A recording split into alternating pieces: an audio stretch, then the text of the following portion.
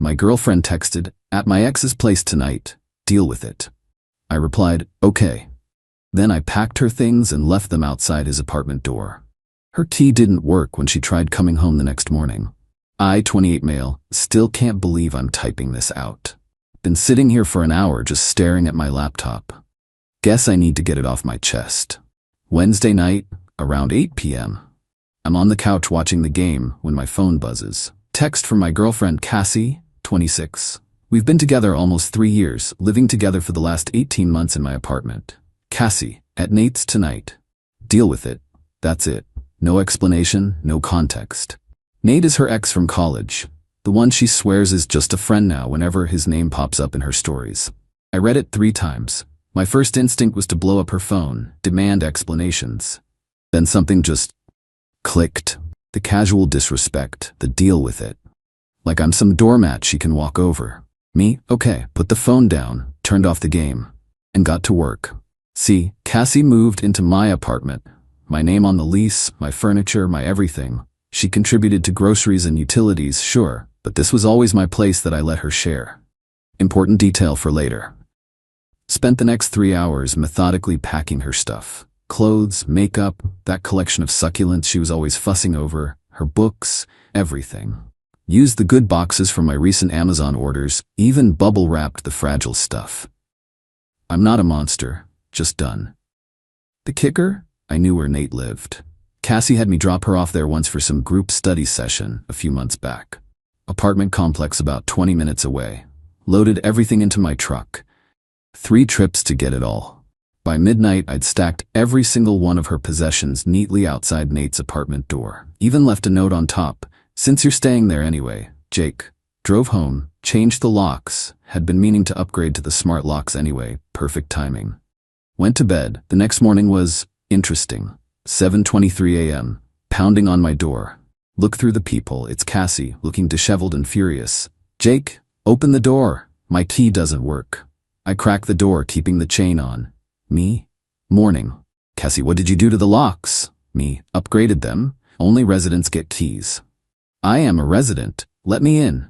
Me, "No, you were a guest, and you moved out last night. Your stuff's at Nate's." Her face went from red to white to red again. You can't do this? I live here." Lived. Past tense. "You chose to spend the night at your ex's and told me to deal with it. I dealt with it." "It wasn't like that. We were just talking. His roommate was having a crisis, and don't care. You made your choice. I made mine." "Where's all my stuff?" "Safe and sound outside Nate's door. Better hurry, might rain later." She actually screamed, like full banshee wail. Mrs. Chen from 4B poked her head out to see what was happening. "You're insane. You can't just throw me out. I have rights." "You have no lease, no mail here, nothing legal tying you to this apartment. You were my guest, now you're not." She tried to push past me.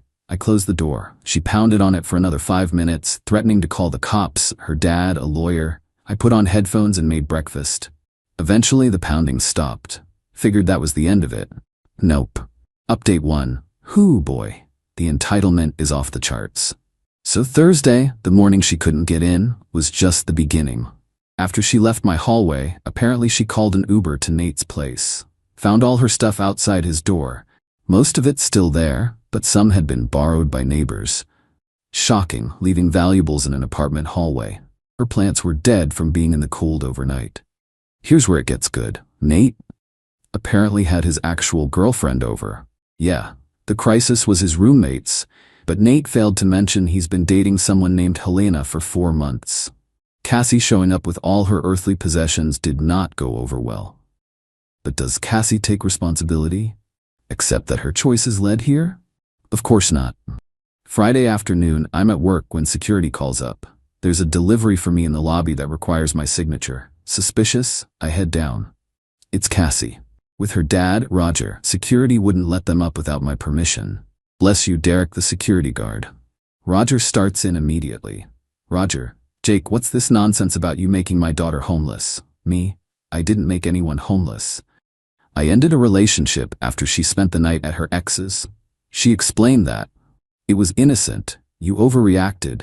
She texted me at Nate's tonight. Deal with it." That's not explaining, that's declaring. I pulled out my phone, showed him the text. His face twitched. Roger, still doesn't give you the right to throw her things out. Me? I carefully packed and delivered them to where she chose to stay. Nothing was thrown. Half my stuff was stolen. My plants are dead. My laptop is missing. Should have thought about that before the deal with it text. Then she played what she thought was her ace card.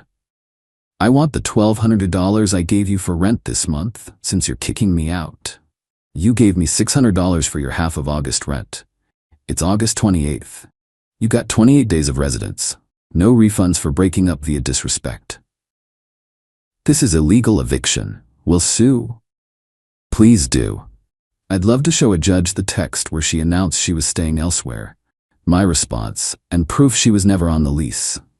Also happy to show the building security footage of me peacefully moving her belongings. Derek, the security guard, absolute legend, chimed in. I can confirm Mr. Jake was very careful with the boxes, even helped him load some into the elevator. Roger turned purple. Cassie started crying. Then came the new tactic. Cassie, baby, please, I'm sorry, it was a mistake. Can we talk about this? We just did. Have a nice day. Walked back to the elevator. Derek stopped them from following. But wait, there's more. Saturday morning I wake up to 23 missed calls. Not from Cassie, she's blocked. From my gym buddy Antonio. Check my texts. Bro, your ex is here causing a scene. She's telling everyone you're abusive. Now she's crying to the manager. Security is escorting her out. Limo, apparently Cassie showed up at my gym, she knew my Saturday routine, and tried to confront me there. When I wasn't there, I'd gone to a different location across town, had a feeling she might try something. She started telling anyone who'd listen that I was an abusive boyfriend who threw her onto the streets. The manager, who knows me well, asked her to leave. She refused. Security got involved. She's now banned from that location. Then came the social media campaign. Mutual friends started texting me. Cassie posted this whole sob story on social media about being suddenly homeless and abandoned by someone I trusted. Conveniently left out the "at Nate's tonight, deal with it" part. I posted one response. A screenshot of her text and my okay reply. Nothing else. Let people draw their own conclusions. The best part? Nate's girlfriend Helena found the post and commented, "Is this why you showed up at my boyfriend's apartment with all your stuff?" The post got deleted real quick after that. Sunday afternoon I get a text from an unknown number. Unknown, this is Nate. We need to talk about Cassie. No, we don't. She won't leave my apartment. Sounds like a you problem. Dude, seriously, she's causing problems with Helena. Should have thought about that before whatever Wednesday night was. Nothing happened. We just talked. Don't care. Not my circus, not my monkeys. Block that number too. It's been a wild few days. I'm eating takeout on my couch, enjoying the peace and quiet. Changed my Netflix password too, just for good measure. Zero regrets. Update 2. Y'all wanted an update? Buckle up because Cassie's entitlement has reached new heights. Monday after the last update, I get a call from my landlord, Dimitri. Good guy. We've always been cool. Jake, I just got a very interesting call from someone claiming to be your girlfriend. Ex-girlfriend, what did she want? She says you illegally evicted her and wants me to give her a key to your apartment. What did you tell her? That she's not on the lease, never was, and I can't give keys to random people. She got quite upset. Thanks for having my back. No problem. But Jake, she also tried to convince me you were mentally unstable and she was worried about your safety. Suggested maybe I should do a wellness check. The absolute audacity. Trying to weaponize my landlord against me. Tuesday, I'm working from home when there's a knock. Through the peephole, I see 2 police officers. Deep breath. Open the door. Officer 1. Mr. Jake, we're here for a wellness check. Someone called concerned about your mental state. Let me guess. My ex-girlfriend Cassie? Officer 2. We can't disclose who called, but yes. I invited them in, made coffee, showed them the text exchange, explained the situation. They were cool about it. Officer 1. So you broke up with her and asked her to leave? She announced she was staying at her ex's for the night. I packed her things and delivered them there. She was never on the lease. Officer 2. And you're feeling okay? No thoughts of self-harm? Me, officer, I'm the happiest I've been in months. Just frustrated she's escalating like this. They took notes, said they'd document it as a false report, warned me she might escalate further. Boy, were they right. Wednesday evening, I'm at the grocery store when I notice Cassie's friend Marissa accidentally bumping into me by the cereal aisle. Marissa, oh Jake, funny running into you here. I shop here every week. She lives across town. Marissa, so? Heard about you and Cassie. Pretty harsh, don't you think? Nope.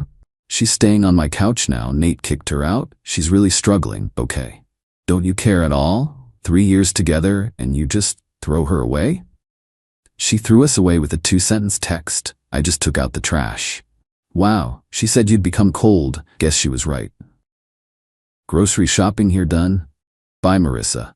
But here's where it gets really good. Thursday, I get an email from a lawyer.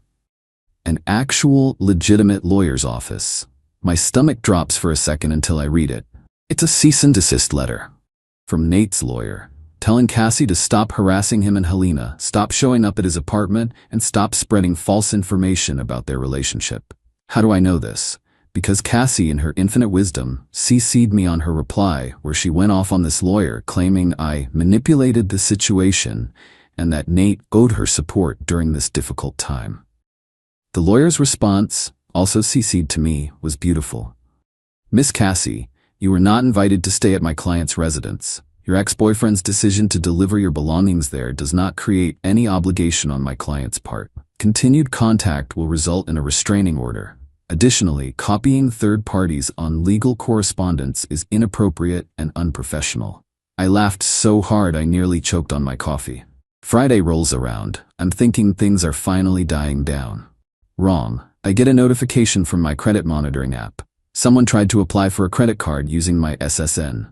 Take one guess who? Yeah. She tried to open a credit card in my name. That's when I stopped finding any of this funny. Called the credit card company, froze my credit, filed a police report for identity theft. The officer taking the report looked familiar. It was Officer 2 from the wellness check. Officer 2? Your ex again? Me, yep. This is escalating. You might want to consider a restraining order. I provided all the documentation, the false wellness check, the harassment, now identity theft. He said they'd be in touch. Saturday morning, yesterday, there's a knock at my door. Check the peephole. It's Roger, Cassie's dad, alone this time. I talk through the door. Me, Roger, I'm not opening the door. What do you want? Jake, please. This has gotten out of hand. Cassie's not herself. She tried to open a credit card in my name. That's a felony. Long pause. What? Identity theft. I've filed a police report. Jesus Christ.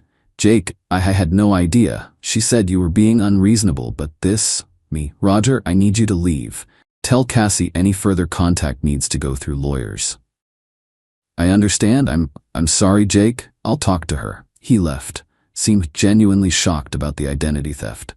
Last night, I get texts from 3 different numbers. All her friends. You're really going to ruin her life over a credit card? She was desperate. You made her homeless. Have a heart. I didn't respond. Just screenshot everything for the lawyer I'm hiring Monday. This morning, woke up to an Instagram notification. Cassie created a new account. I'd blocked her main and sent me one message. You won. Happy? Actually? Yeah, I am. My apartment is peaceful. My credit is locked down tight. I've got a paper trail of her escalating behavior. And I've learned exactly what kind of person I was dating. The entitlement is staggering. She really thought she could send that disrespectful text, face 0 consequences, and then escalate to literal crimes when she didn't get her way. Play stupid games, win stupid prizes. Final update. This is the last update because it's finally, truly over. And the ending is, well, you'll see. After the identity theft incident, I hired a lawyer, not some ambulance chaser, a real bulldog named Valentina who specializes in harassment cases. Cost me a chunk of change, but worth every penny. First thing Valentina did was send a cease and desist to Cassie, her father, and all the flying monkeys who'd been texting me. The letters were beautiful. Outlined everything from the false wellness check to the identity theft, made it clear that any further contact would result in immediate legal action. Most of the friends backed off immediately. Roger actually sent a formal apology through his own lawyer, stating he was unaware of his daughter's actions and would ensure no further contact. Cassie, not so much. See, I forgot to mention something in my last update. While all this was going down, I'd been getting notifications that someone was trying to reset my passwords, email, banking, even my PlayStation account. All going to an email address I didn't recognize. Valentina said this was another form of harassment and documented everything. Then, about a week after the cease and desist, something interesting happened. I get a call from Antonio at the gym. Antonio, yo Jake, you're not gonna believe this. Remember your ex? Me, unfortunately. She just tried to cancel your membership. What? Yeah.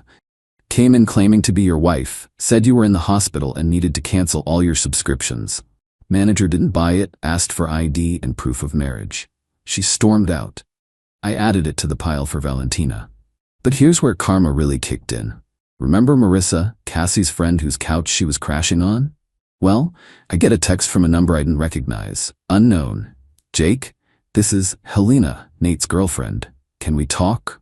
Curious, I called her. Turns out Cassie hadn't given up on Nate. She'd been showing up at his work, his gym, sending flowers to his apartment. Helena was done. She wanted to compare notes for her own restraining order. But during our conversation, Helena dropped a bomb. Helena, did you know she's been fired from her job? What? When? Last week. She missed a bunch of days dealing with lawyers and harassing people. Then they found out she'd been using her work computer to try to hack your accounts. IT department found everything. I nearly dropped my phone. Cassie worked in digital marketing for a pretty good firm. Jobs like that require trust, especially regarding digital security. Getting fired for cyberstalking? Career killer. Helena. There's more. Marissa kicked her out, caught her trying to sell Marissa's designer purse on Poshmark, claimed it was hers. The spiral was real. 2 days later, Valentina calls me. Valentina, good news. The identity theft charges are moving forward. She's been arrested. Me, arrested? Yep. Turns out this isn't her first rodeo. She had a similar incident with an ex in college. Never prosecuted because the guy dropped charges. You're not dropping charges. Hell no. Good. Also, remember the attempted credit card? She actually succeeded with a different company. Ran up $3,000 at various online stores, all shipped to Marissa's address. The entitlement was staggering. She really thought she could steal my identity, max out cards, and... what? That I'd just accept it? The legal process was swift, with all the documentation, texts, emails, the false wellness check, the harassment of multiple people, the identity theft. It was a slam dunk case. Last week was the hearing. Cassie showed up looking rough, like really rough. Hair unwashed, clothes wrinkled, the works. She kept trying to make eye contact with me. I focused on Valentina. The judge reviewed everything. The prosecution laid out the false wellness check, harassment despite cease and desist, identity theft, multiple counts, attempted unauthorized access to financial accounts, harassment of third parties, Nate and Helena. Cassie's public defender tried to paint her as a woman scorned, dealing with sudden homelessness and emotional distress. The judge wasn't buying it. Judge, Miss Cassie, you were asked to leave a residence where you had no legal right to stay. Instead of accepting this, you engaged in an escalating pattern of harassment and criminal behavior. The identity theft alone is serious enough, but the pattern of behavior shows a deliberate intent to harm. The sentence: 18 months probation, mandatory counseling, restitution for the fraudulent charges, and a 5-year restraining order. If she violates any terms, it's straight to jail. But here's the kicker. Remember how she got fired? Turns out, word travels fast in the digital marketing world. She's essentially blacklisted. Can't get a job in her field. Last I heard, through the grapevine, she moved back with her parents in another state. Roger sent one final message through lawyers. An apology and a check for $3,000 to cover the fraudulent charges while the restitution goes through the courts. Wanted to make things right, he said. I accepted the money, but not the apology. Some things you don't come back from. As for me, I'm doing great. Still in my apartment, still hitting the gym, at various locations just to be safe, and definitely not dating for a while. Trust issues? Yeah, a few. The funny thing is, all of this started with 8 words, at Nate's tonight. Deal with it. I dealt with it. Looking back, the red flags were there. The entitlement, the casual disrespect, the way she'd push boundaries then play victim when called out. That text wasn't out of character. It was her showing exactly who she was. Some people asked why I went nuclear over one text. But it wasn't about one text. It was about someone thinking they could treat me like a doormat and face zero consequences. It was about someone who thought deal with it was an acceptable way to communicate in a relationship. She wanted me to deal with it? I did. Just not the way she expected. The lesson? When someone shows you who they are, believe them. And when they tell you to deal with it, make sure you do, on your own terms. Thanks for following this wild ride. I'm closing this chapter and moving on. Stay strong, know your worth, and never let anyone treat you like their backup plan. Peace out.